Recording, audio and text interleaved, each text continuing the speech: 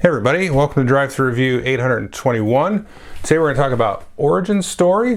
This is a new game coming out from Stonemaier Games, designed by Jamey Stegmaier and Pete Wissinger. And this is a trick-taking game. It is a trick-taking game sort of based around the theme of creating a superhero. So each round players are going to be doing tricks and choosing whether to be the hero or the villain for that round, accumulating special powers and different sort of special equipment and story cards and stuff like that over the course of 5 rounds. In the 5th round, you kind of become from a caterpillar to a butterfly, become your full-formed superhero. So give you kind of a special end game victory condition and a way to score points, as well as maybe a special ability. And I should say the game plays actually from 1 to 5 players. So we'll talk more about that when we come back up here. I'll give you a brief overview, not too in depth. There is a watch it played for it, which always makes me feel silly talking about how to play a game. So I'm like, just go watch that thing. But I'll give you a good general sense of it. It won't take too much time.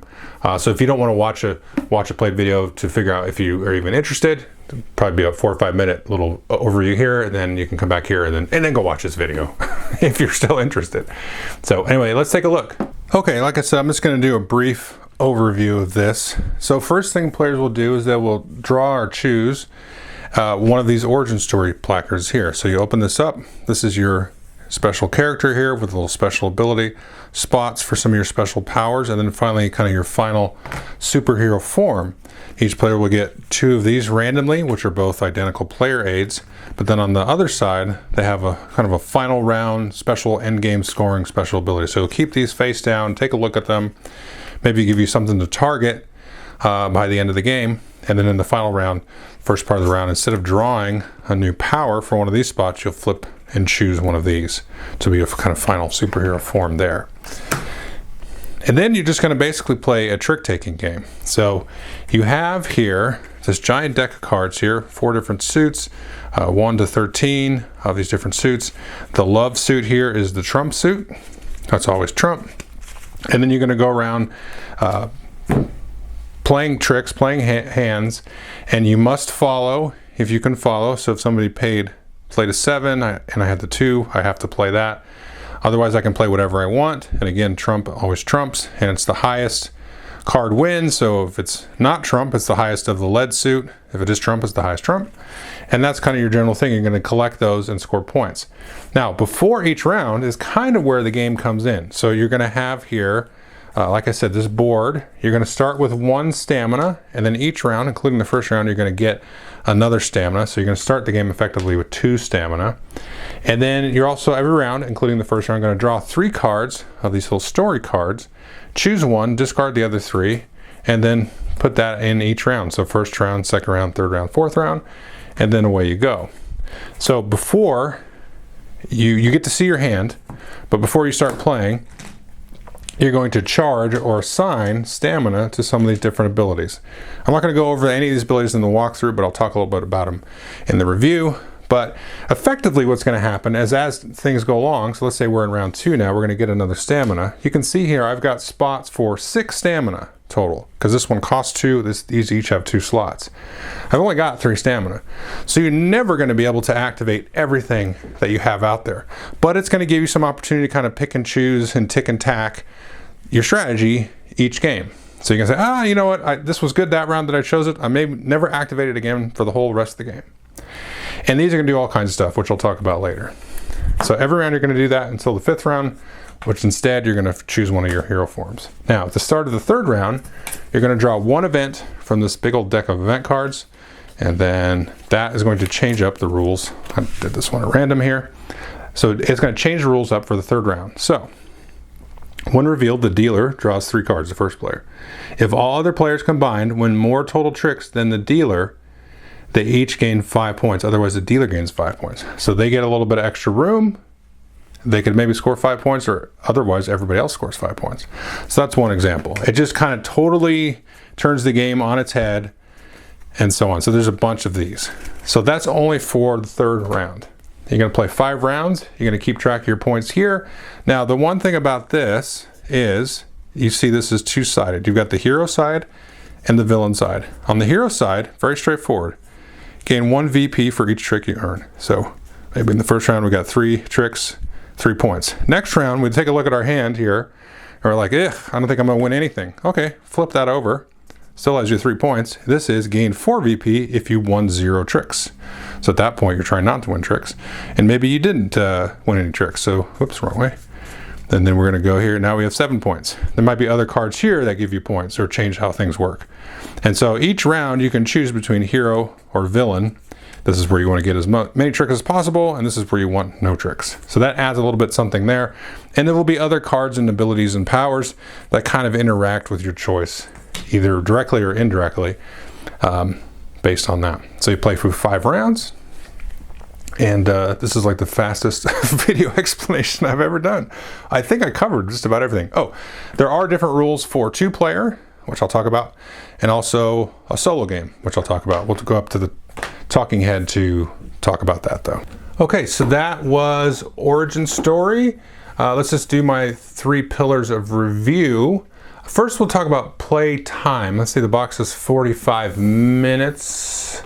That seems right. I think that would go a little quicker. Unless you play with a full court of 5.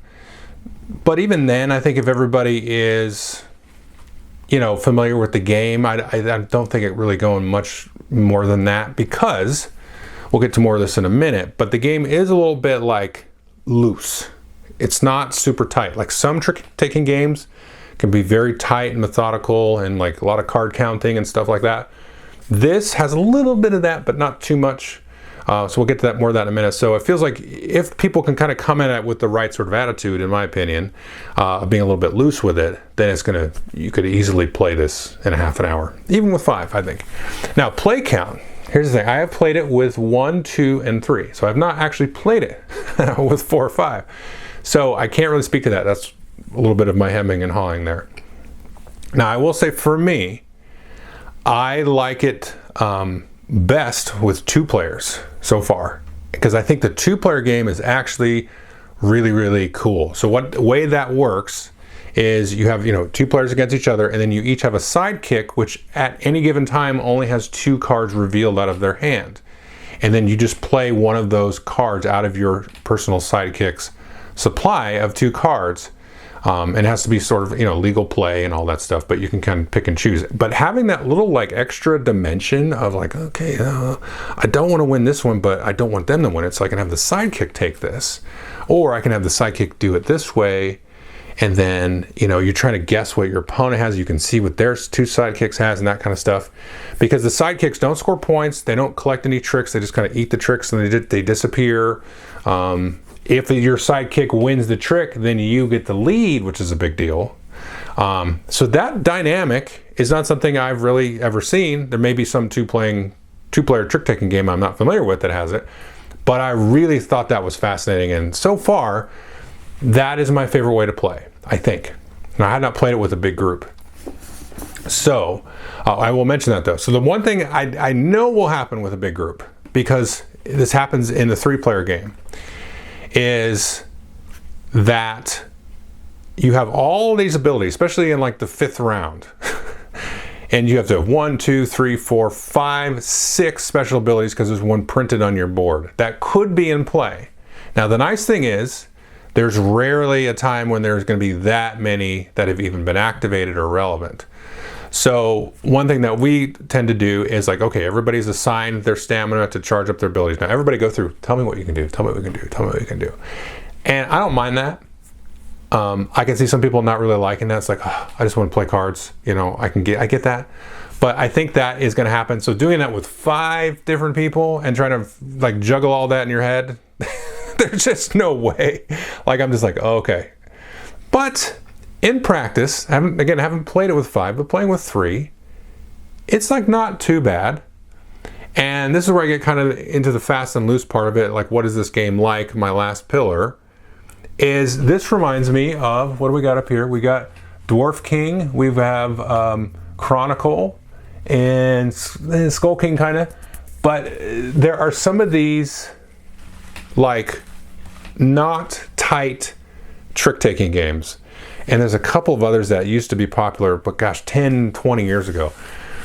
And we've had tighter ones, like, so a lot of them are co-op, so maybe that's kind of why they're so tight. But like, you know, what's it called? The Crew, and then like the Fellowship of the Ring trick-taking games.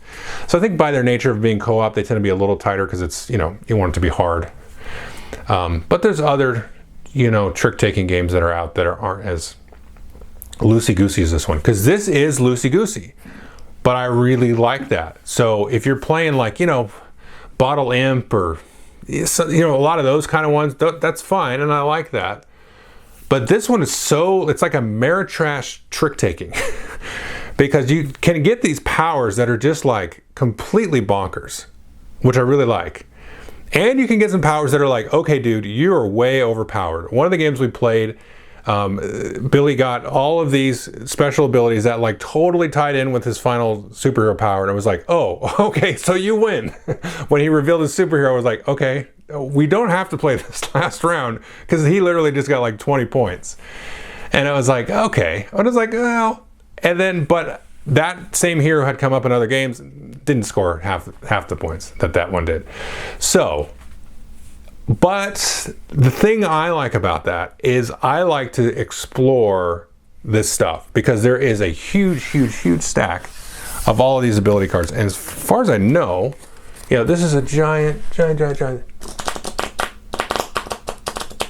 many are in here? It's like 100? I don't know. There's a lot. So I like that because there's a lot of like very niche situational type of cards where you're like, this is hot garbage. But then in another game, you're like, oh, this is beautiful. This is perfect. And you get a chance to play it. And I like that sort of decision-making process, almost like drafting, you know, Magic the Gathering types of powers, where you're like, oh, look at all these powers. Okay, this one costs this much, but, you know, I don't know. If I do this one, I should go villain, and that would be really cool.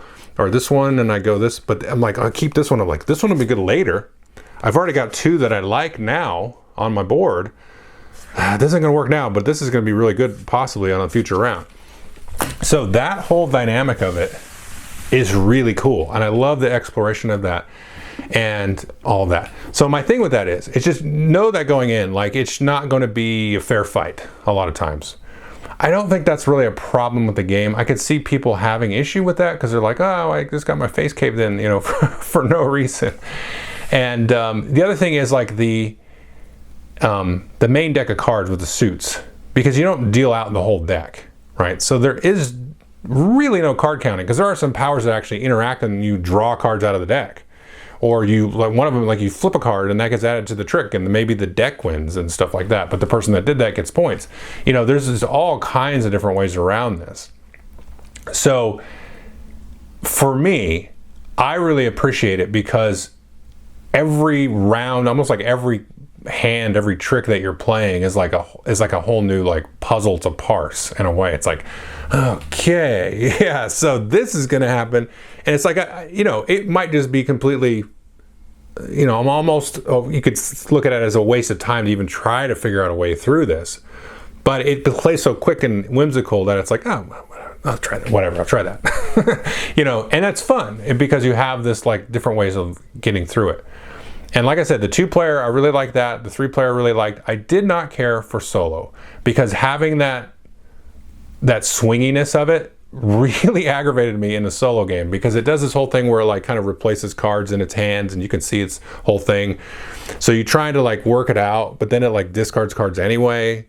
And then it's like, oh man, it's just like, it was just like constantly flopping cards that would like just it's like, that sucks, you know. Like I'm just like, oh look, okay, I worked it out. Oh, boop, boop, oh, well, never mind. Boop, boop, oh, never mind. And it's like, okay, whatever. I'm playing by myself, you know, so it's not fun.